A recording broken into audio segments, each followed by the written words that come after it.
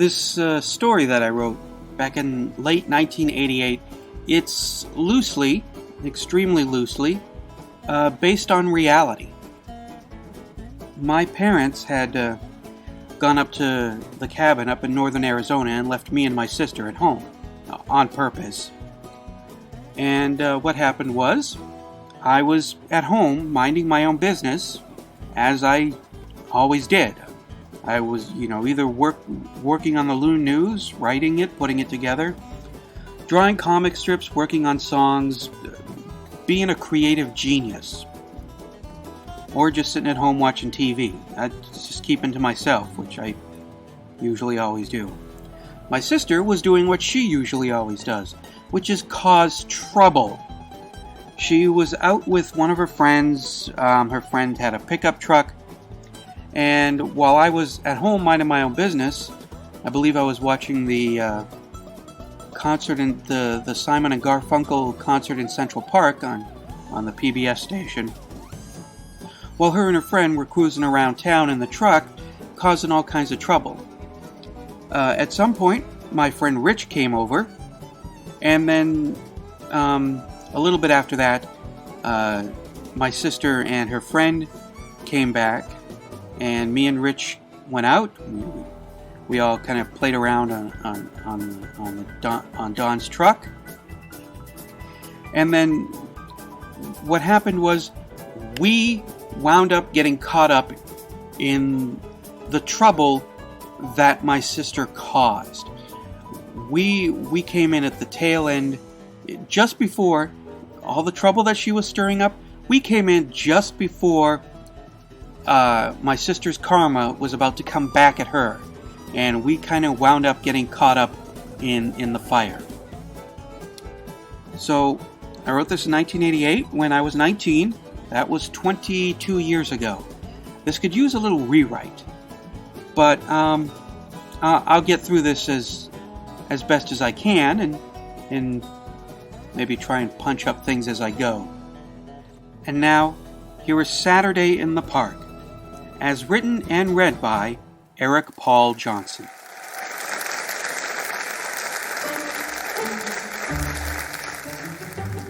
Wow.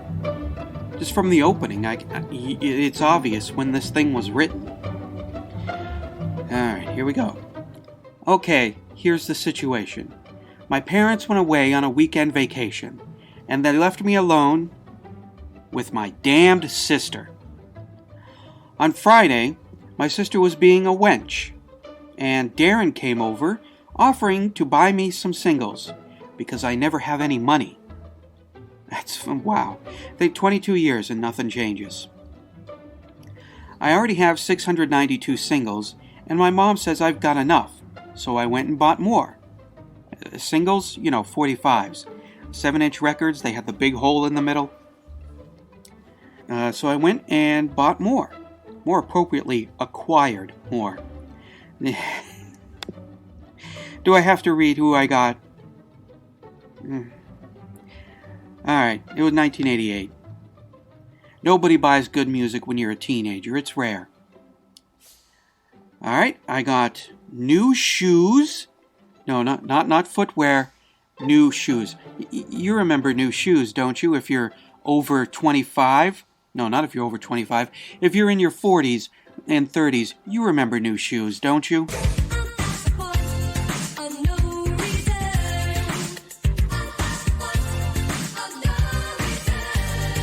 Alright, moving on from that embarrassment.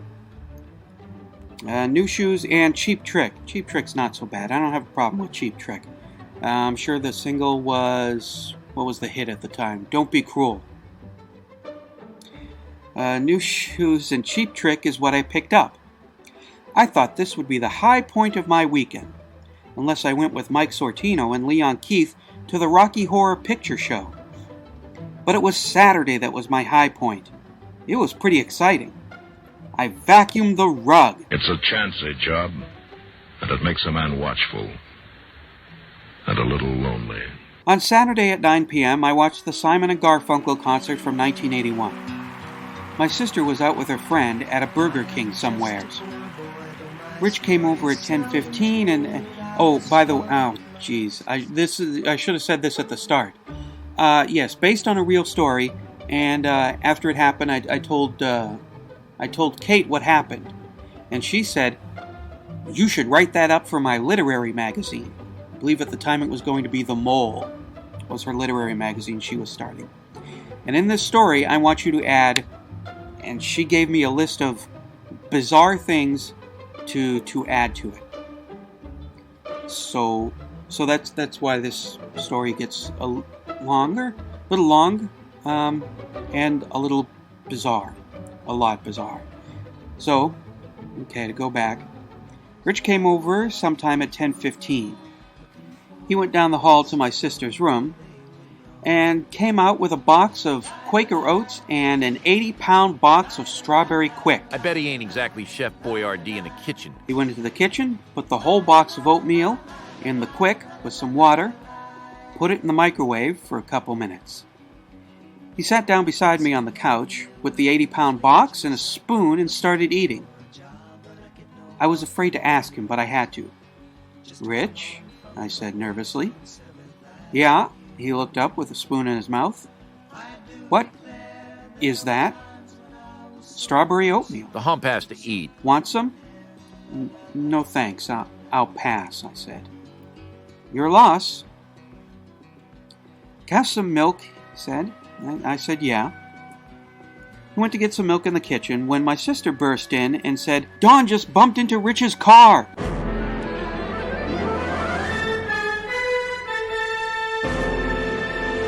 Dawn, by the way, is a girl.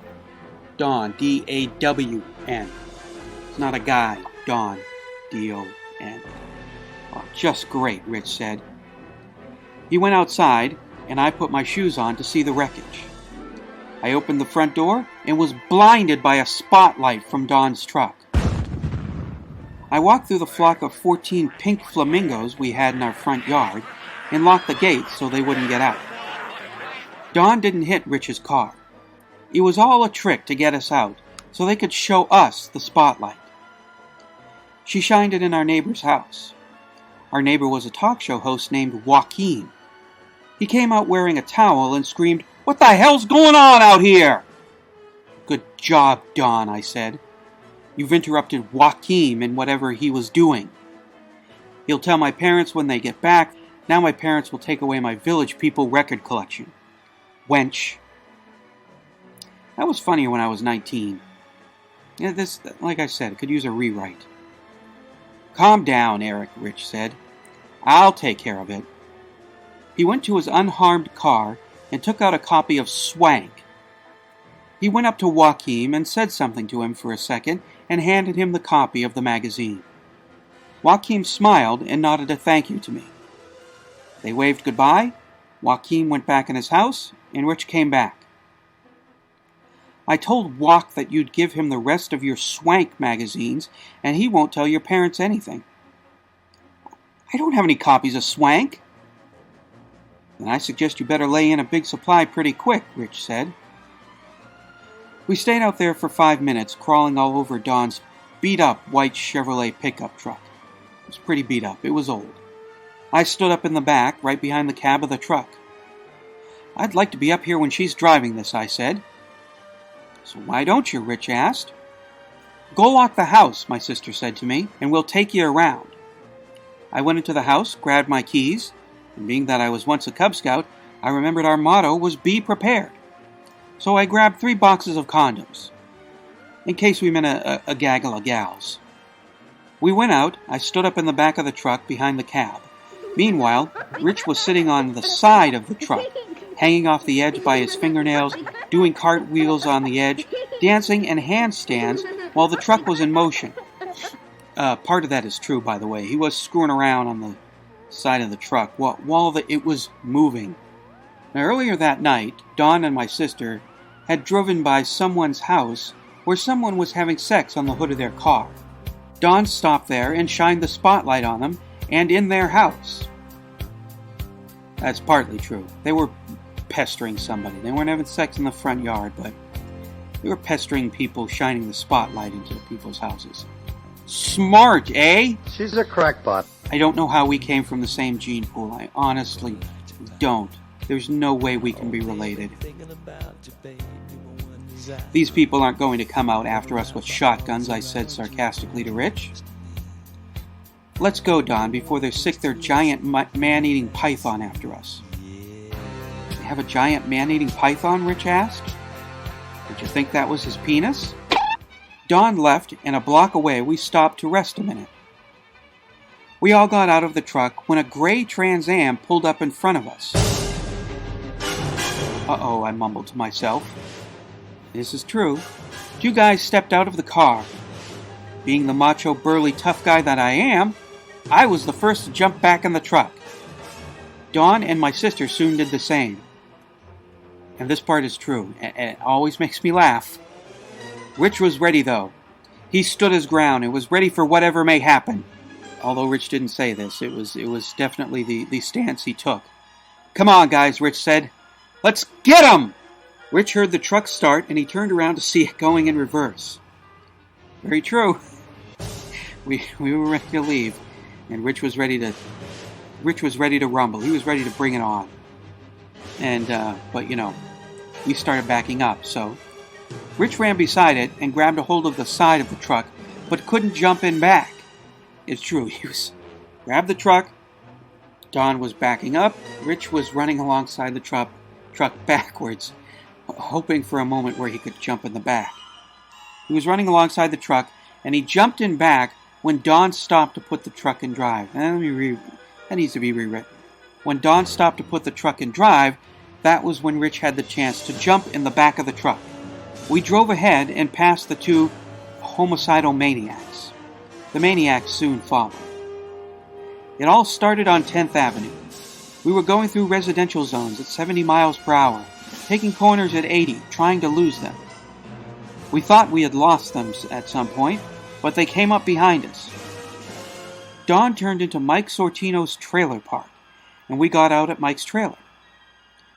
Dawn and my sister knocked on the door, rang the doorbell, and made a lot of noise. It was a minute later that Mike answered the door wearing a pair of black spiked high-heeled shoes. What? Mike said. Guys are chasing us, Dawn and my sister said. Help us! Let us in! Save us, Mike Sortino! I walked to the door and noticed the black high heels Mike had on. I think we should go, I said. No, Dawn and my sister said. Mike is busy. Let's go. We left and got back into the truck, me and Rich in the back, and Dawn and my sister in the front. We started to go out when the two maniacs pulled up in front of us. We had to go in reverse through the trailer court until we could find a way out. And as you would expect, trailer courts don't exactly have wide roads in there, so I was kind of impressed that we made it out of there without slamming into someone's trailer. When we got out of the trailer court, Rich said to go out to Bell Road, where he was sure we would lose them. We didn't, though. I was laying in the back of the pickup truck in the fetal position while we were doing 75 down Bell Road. I wish I was in Williams with my parents, I whined to Rich. The two homicidal maniacs pulled up beside us and yelled something to Rich. I shot up and yelled at them, I shot a man in Reno just to watch him die! Then went back to my fetal position. I peeked up over the side to see where we were. I saw a Safeway. I leaned over to yell at my sister, to yell at Dawn, to slow down at the Safeway so I could get something, then come back and get me. Dawn pulled into the plaza at 35th Avenue and Bell, where I jumped out. She took off, and the two nuts blew past me. I went in the store and bought a 40-pound block of silly putty and a megaphone. They came back just as I stepped out of the store. I threw the putty and the megaphone in the back and jumped in with it. We took off, and the Trans Am was right behind us. What are you going to do with a 40-pound block of silly putty? Rich asked.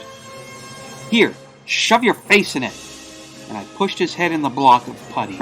We went through more residential zones at 80 miles per hour until we lost them long enough to set it up.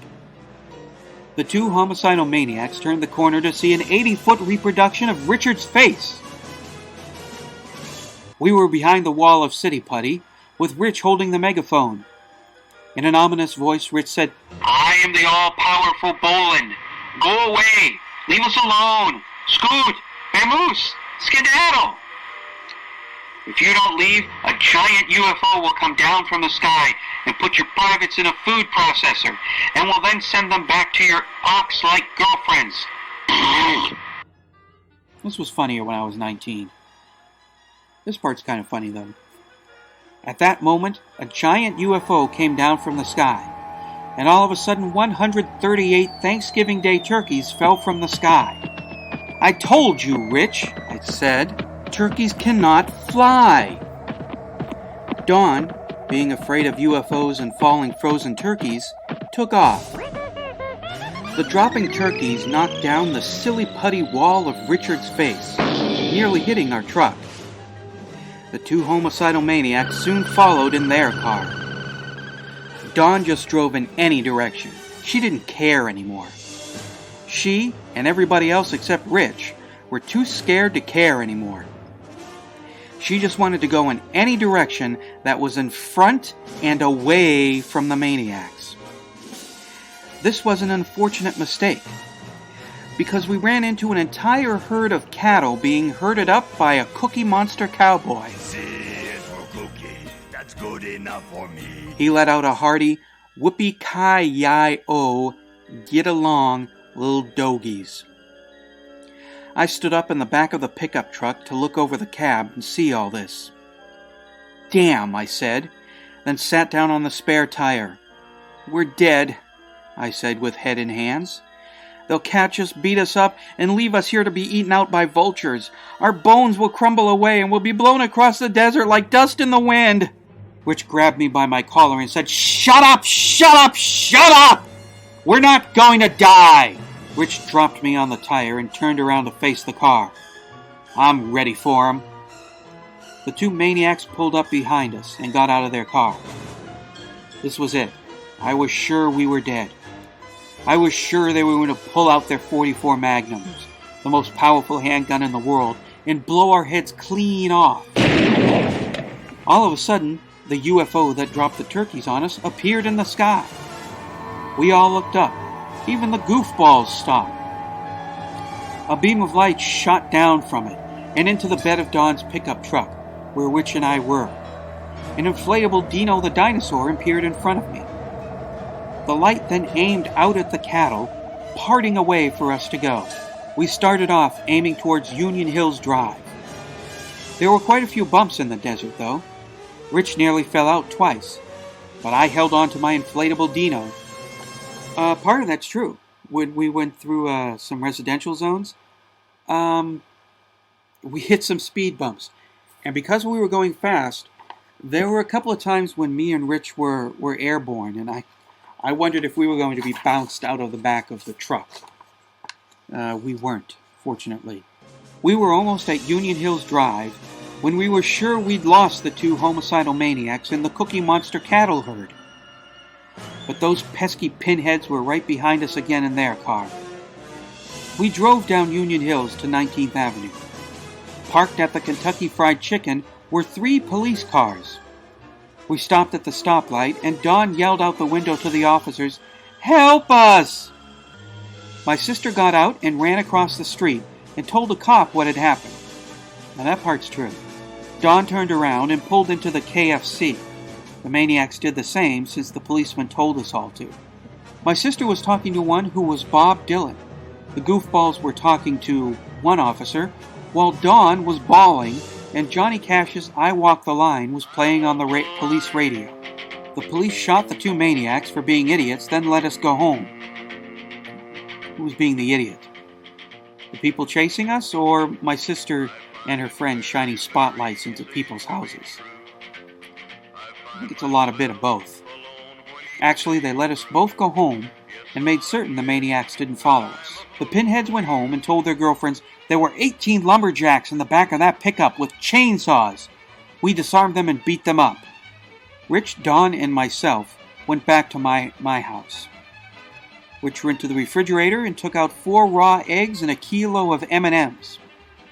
He threw them all together and mixed them up. He sat at the other end of the couch from me and munched away on the M&M glop. which was pretty tasty. We then watched Debbie Gibson videos on Night Tracks. Dawn came out of Diane's room wearing a white lacy female undergarment and sat between us watching the videos and eating the M&M glob. Meanwhile, Diane had ran off with the nearest truck driver who had Reagan's turkey neck. She went out with him, a bucket of hot dripping wax, the National Guard, and the 1988 luge team. The whole night the truck driver said 5 times, "I was screwed over, and that's just all there is to it, all right?" Back at the house, Rich said, "Aren't you glad you used Dial?" Dawn replied, "Don't you wish everybody did?" And that was Saturday in the Park. Written by me when I was 19, and read to you right now when I'm 41.